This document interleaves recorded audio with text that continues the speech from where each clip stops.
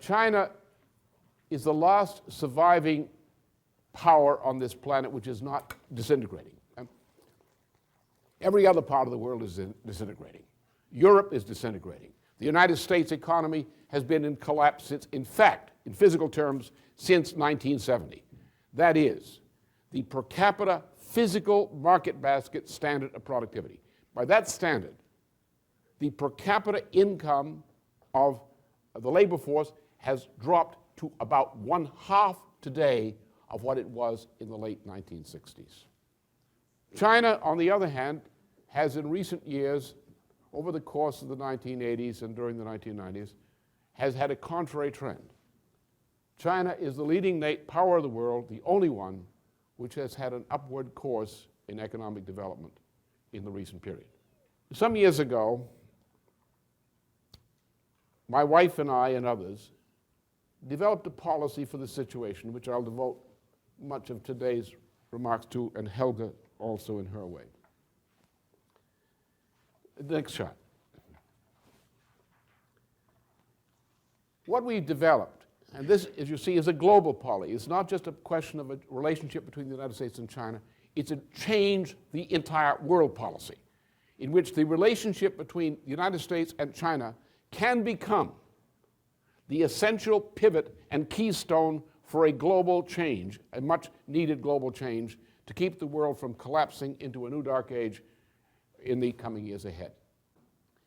What we did and have revived is which I'll describe how that happened. We revived this kind of policy to say that we must have a Eurasian land bridge based on the development of transportation routes and the corridors along which these transportation routes would lie would become development corridors.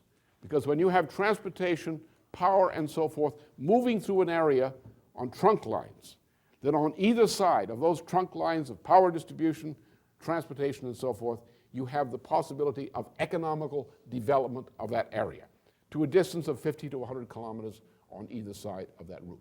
A highly competitive potential for development with supporting infrastructure.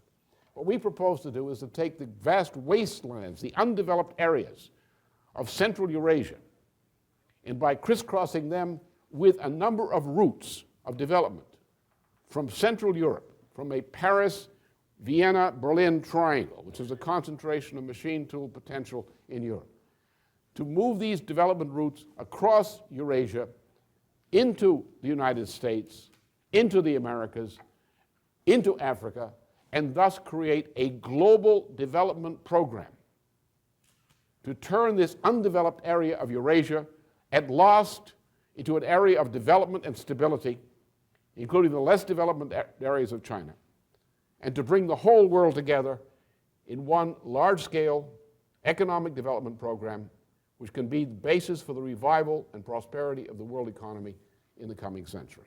That's the policy. This and what it implies is the only hope for avoiding a collapse into barbarism on a world scale during the coming century. We must do it now.